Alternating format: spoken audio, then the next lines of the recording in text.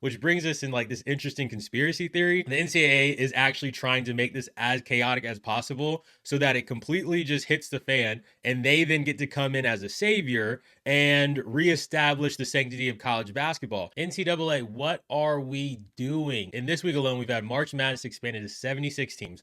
We've had the NCAA basically approve this 5-5 deal, but not give it to this specific class that's graduating now. And we've got Tyran Stokes putting on glasses and chains to commit to Kansas. It sounded like he has no genuine interest in going there, but he did have a fake 2K cover with him on the front. So this has just been honestly a bad week, in my opinion, for the NCAA and what is going on from this point forward. But the first thing we're going to get into is this 5-5 deal, right? I thought Tyler Nickel had a great tweet. He basically was just saying that the kids that are graduating this year spent their entire career playing against 5th and 6th year seniors.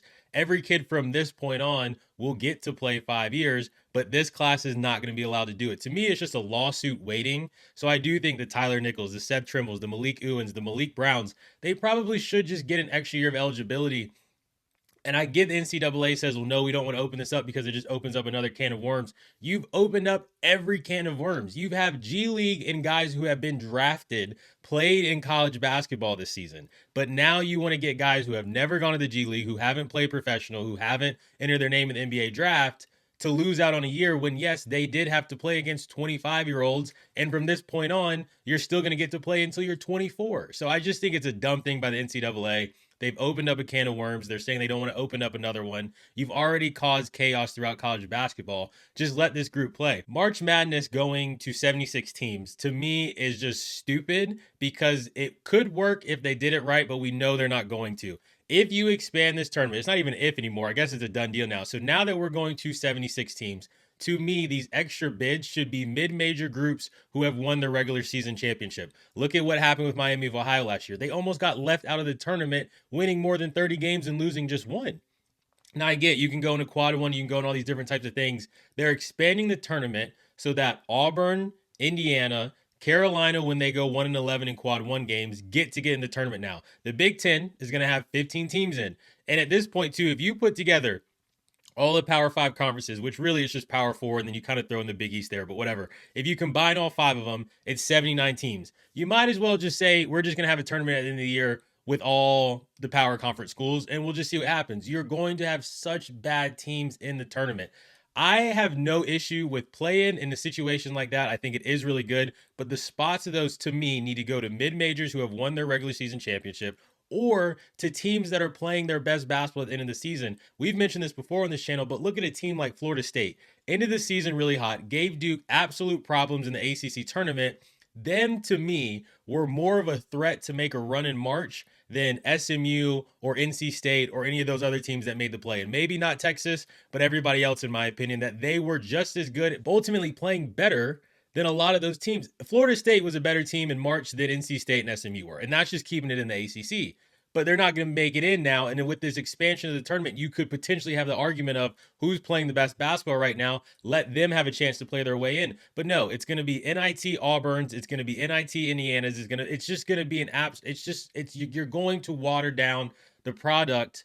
And that's what you need to avoid. For someone who's a huge soccer fan, we see this go on in Europe all the time. They're trying to water down stuff. They're trying to make super leagues. They're trying to get everybody in. So it's more money, more money, more money. And all you're doing is you're removing the purity of what college basketball has been. And it's amazing that basically now in 10 years, we've gone to, I think, college basketball being at the absolute peak and prime. We look at that run for 15, 16, 17 and how good college hoops was even in 18 and 19. Post-COVID, everything changed. Post-FBI investigations from the NCAA, everything changed. But realistically, it's their fault. They're the ones that put themselves in the situation, which brings us in like this interesting conspiracy theory that people have talked about. The NCAA is actually trying to make this as chaotic as possible so that it completely just hits the fan and they then get to come in as a savior and reestablish the sanctity of college basketball, which honestly makes more sense than what they're ruling and deciding on trying to fix college basketball. What they're doing doesn't make any sense. The only thing that makes sense is that it's making more money and that it's ruining the game further, which allows you to get more control and more investment. Hopefully, if everybody comes together at some point. But realistically, man, this is your fault.